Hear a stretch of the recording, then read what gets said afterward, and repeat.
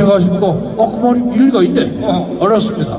자, 그런데 그래서 뭐 이거는 나중에 유튜브에서 자세한 얘기를 밝히려고 하고 김대중 대통령이 당선되자마자 특사로 갔다 오셨을 때 북한에서 보고 들은 많은 말이 있지만 다음에 대통령은 우리 총재님 보고 대통령을 하라. 우리가 1000만 표를 밀어주겠다.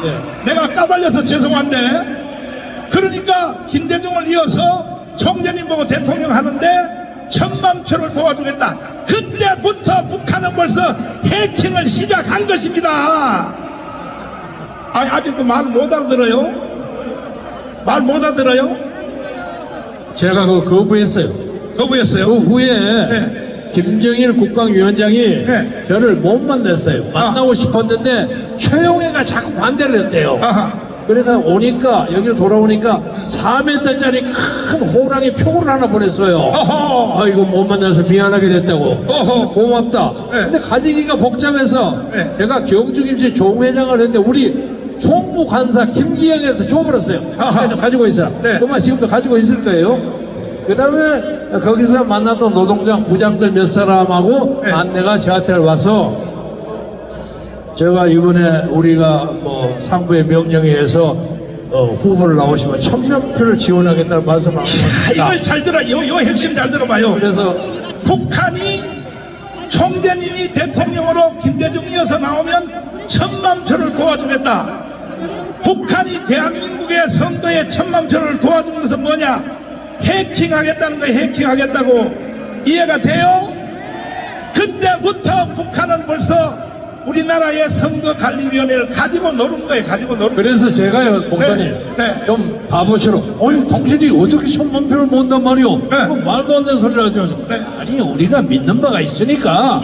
그러니까 이렇게 남북 화해하는데 앞장서고 하면 우리가 틀림없이 하겠습니다. 그래서 저는 이해가 안 되는데, 아무튼 제가 생각을 해보렵니다. 그리고 난 다음에 제가 그때 민주당 경선에 나갈 예정이었어요. 근데 조세영 위원장한테, 형님 내가 그 경선 안 나가렵니다. 왜 안 나가냐? 뭐 이런 일이 있어 안 나갑니다. 아니 네 혹시 약점 있냐? 무슨 약점 말이요? 뭐 돈을 먹었거나 뭐 여자나 그런 거 이제 에이 그런 소리 맞아요. 근데 이상하네. 아무튼 안 나갑니다. 그래서 제가 그때 빠졌어요. 지난번에서 내가 물을게요. 평양에 처녀하고 하룻밤 잤어요? 안 잤어요? 못 잤어요. 반갑습니다 하는 노래를 부른 평양의 인민가수가 열심히 저한테 따라다녔는데, 그러면 4.19 일어났을 때 현장에 계셨죠? 경무대 앞에서 데모했습니다. 자, 이 4.19에 대해서 전 국민에게 교육을 한번 해주십시오. 4.19가 왜 일어났고 그리고 희생이 어떻게 됐고, 자 지금부터 자유연설을 한번 부탁을 드립니다. 박수하겠습니다. 제가 5년 만에 광화문에 복귀했습니다. 제가 뭐 국회의원도 좀 해봤고 자유총연맹 총재도 하고 많이 했습니다만은, 제가 자랑스럽게 생각하는 것이 옆에 계신 정광훈 목사의 국민혁명 의장 대행을 한 적이 있습니다. 맞아. 저는 2020년에 8월 15일 날 바로 여기서 집회를 하다가 집시법 위반으로 문재인 대통령한테 걸려가지고 지금도 재판받고 있습니다. 그런데 북한에서 가장 무서워하는 것이 대한민국 국민입니다. 제가 4.19 때 대학 1학년에서 못 모르고 데모를 하다가 총탄이 날라왔는데 소나기처럼 쏟아지는 거예요. 그런데 갑자기 저 옆에 있는 여학생이 하나가 팍 꼬그라져요. 근데 이름도 몰라요.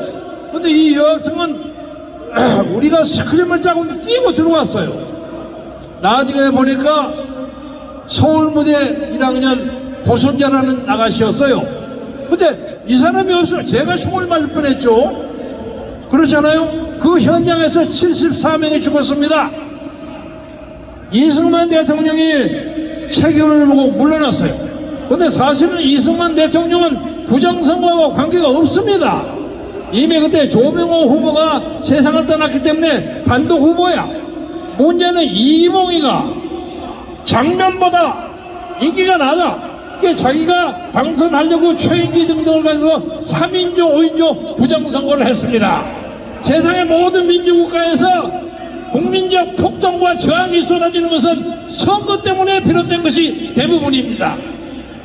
그래서 이번에 우리가 2020년 4.15 총선, 2024년의 40선거에 엄청난 부정선거가 벌어졌다는 걸 여러분 아시죠? 그 내용은 여러분이 너무 잘 아시기 때문에 제가 설명을 드리지 않겠습니다.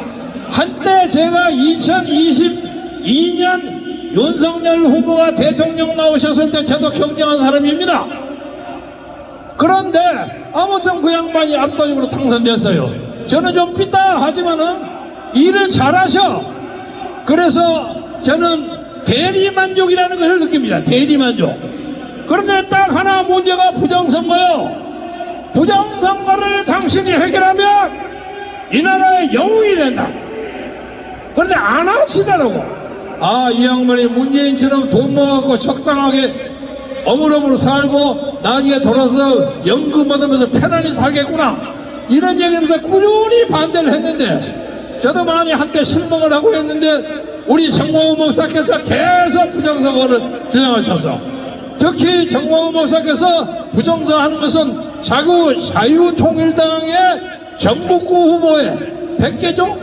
100개의 투표구에 많은 사람이 투표를 했는데 투표구에 한 표도 안 나왔어.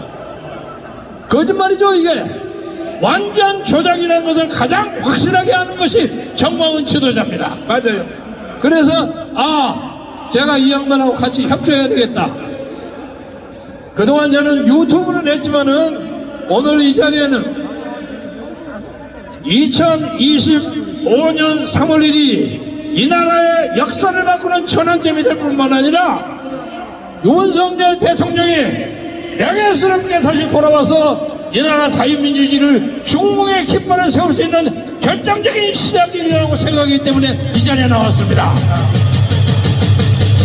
말씀을 마무리하면서 한마디만 더 드리자면, 저는 대한민국에서 윤석열을 영웅으로 죽여올린 최초의 사람입니다. 그러니까 제 친구들, 제 평학동창들이 와서, 야 김경재, 니마 아첨을 너무한다. 왜 아첨 너무하냐?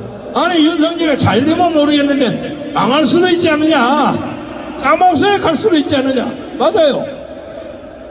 그러나 그가 성공을 하든 실패를 하든 그는 이 나라의 부정선거를 깨치는 용사로 태어났다는 그 자체 사실 하나만으로 그는 영웅이라고 생각하는데, 여러분 어떻게 생각하십니까? 그런데 하나님이 도왔고 여러분이 도와서 이제 한국의 탄핵재판소가 윤석열을 절대로 탄핵하지 못하고 기각 아니면 각하를 할 수 있는 게 결정적인 시점에 것은 오늘 여기에 모인 1000만 명의 인원이 고정을 쳤기 때문이라고 생각합니다. 우리 자식들과 우리 새끼들이 살아있는 대한민국을 만들기 위해서 우리가 이 기상으로 밀고 나가면 대한민국은 세계에서 우리나라 국가의 하나가 된다는 것을 여러분과 함께 공동으로 믿으면서 자유와 민주를 위한 중년, 그리고 그 정면을 가졌다는 것 때문에 받는 여러 가지의 고난과 수고를 떳떳이 받아들이는 바른 나라의 중년을 가진 정몽훈 목사하고 여러분이 있기 때문에 이 나라를 앞길이 진짜로 믿음의식치 하면서 여러분의 건투를 빌어가지 않겠습니다. 감사합니다. 감사합니다. 박수하겠습니다. 자, 이제 윤석열 대통령이 계엄령을 선포한 이유는 딱 하나입니다. 부정선거를 밝혀내려고 계엄령 선포한 거 다 알고 계시죠? 알고 계시죠? 그런데 헌법재판소에서 윤석열 대통령이 부정선거에 대해서 말을 하면 전부 다 말을 못하게 합니다. 증인도 안 받아주고. 그러면 중앙선관위에 서버를 까야 돼, 안 까야 돼? 아니 자기들이 당당한 것을 증명하기 위해서도 까야 될 거 아니야. 그래 안 그래요? 그 서버를 깔 분이 한 분이 여기 와 계십니다. 이제 윤석열 의원님을 모시겠습니다. 서버만 까면 끝나는 거예요. 서버만 까면 끝나는 거예요. 윤상현입니다.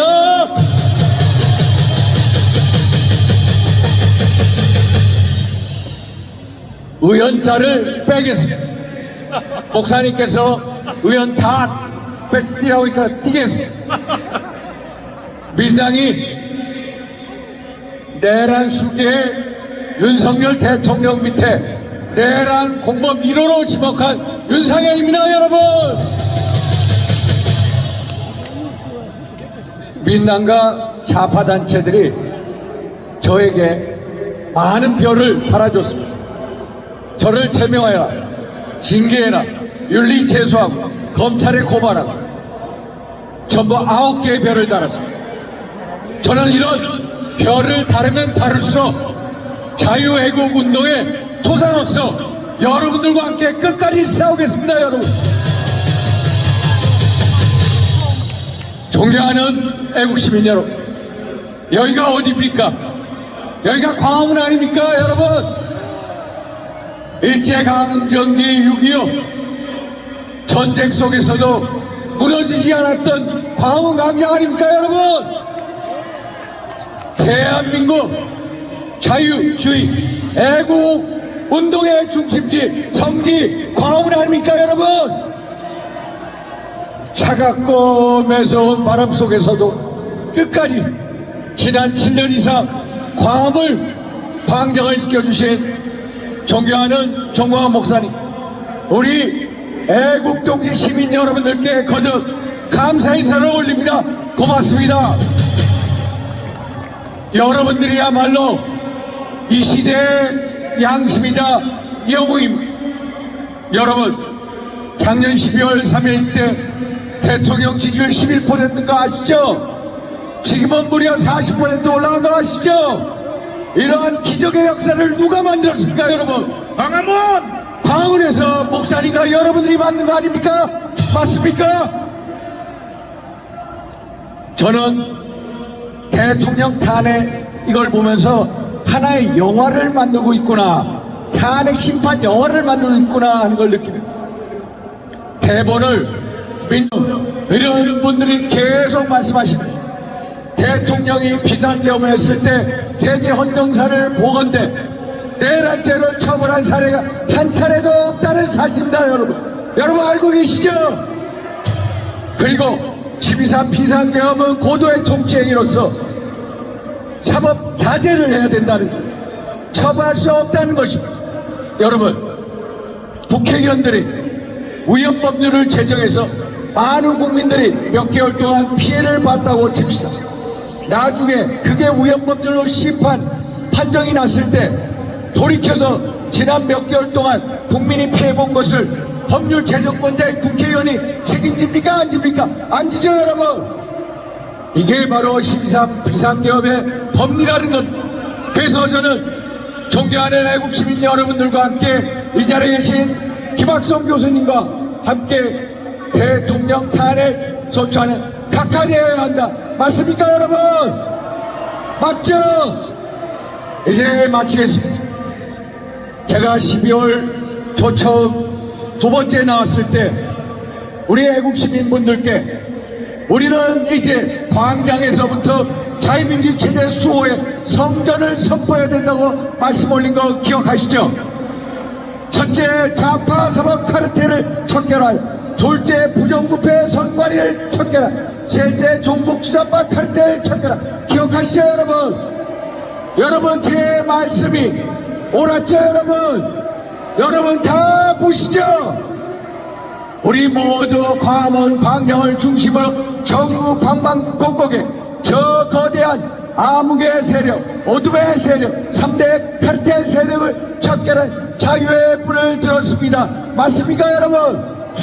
자유의 불을 높이 들고 악의 창살에 있는 윤석열 대통령을 구해내고, 그리고 대한민국의 자유민주 체제를 끝까지 지켜냅시다, 여러분. 저 윤상현이 우리 목사님과 이 자리에 계신 모든 분들과 함께 대한민국 자유민주 수호의 1등 투사가 되겠습니다, 여러분. 감사합니다. 감사합니다. 대한민국은 이미 북한으로 넘어갔다고 봐야 됩니다.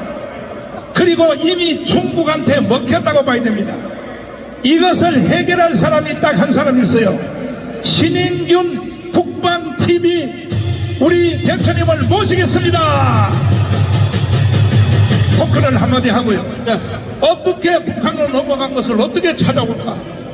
우리 광화문에 있는 이 애국 시민들이 우리 시민들의 힘으로 국민의 힘으로 찾아올 수밖에 없습니다. 그 다음에 내가 저 유튜브를 자세히 들어보니까 이미 대한민국은 중국한테 넘어갔다.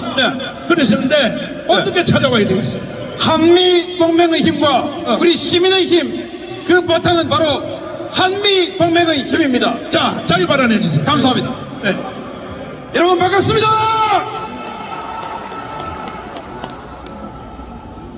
여러분 정말 놀라운 사실 하나 알려드리겠습니다.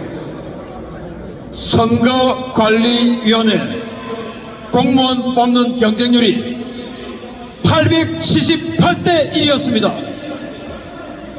그런데 그 878대 1, 그 엄청난 경쟁률을 뚫고 합격한 사람들은 누굽니까? 바로 선관위 간부들의 자식들입니다. 그런 자들이 대한민국 선거를 주관해 왔습니다. 이 선거로 인해 뽑힌 이 국회의원 300명 우리가 인정할 수 있습니까? 그런데 헌법재판소에서 그 선관위를 감사하는 것은 안 된다라고 했습니다. 왜냐? 헌법재판소 재판관 8명 중에 6명이 선관위원장 출신입니다. 가재는 대표인 것이죠.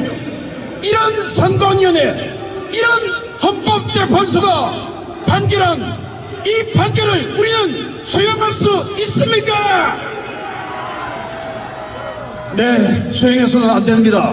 그래서 국민 저항권이라는 이야기가 나오는 것입니다. 많은 사람들이 저에게 질문합니다.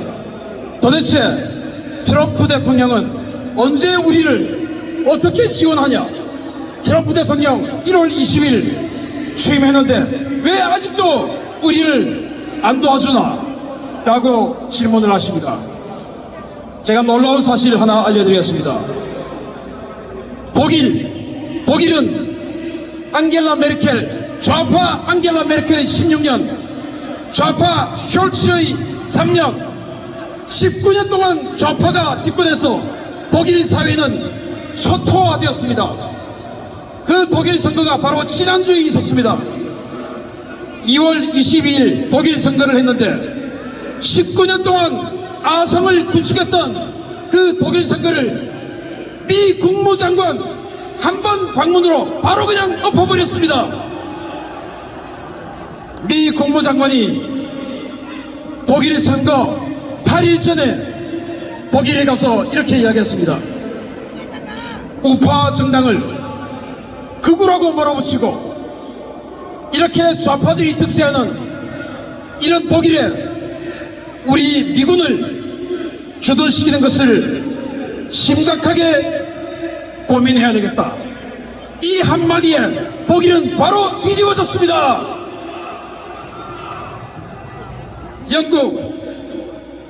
영국도 지금 미국이 자금을 하고 있습니다. 영국 의회 650명입니다.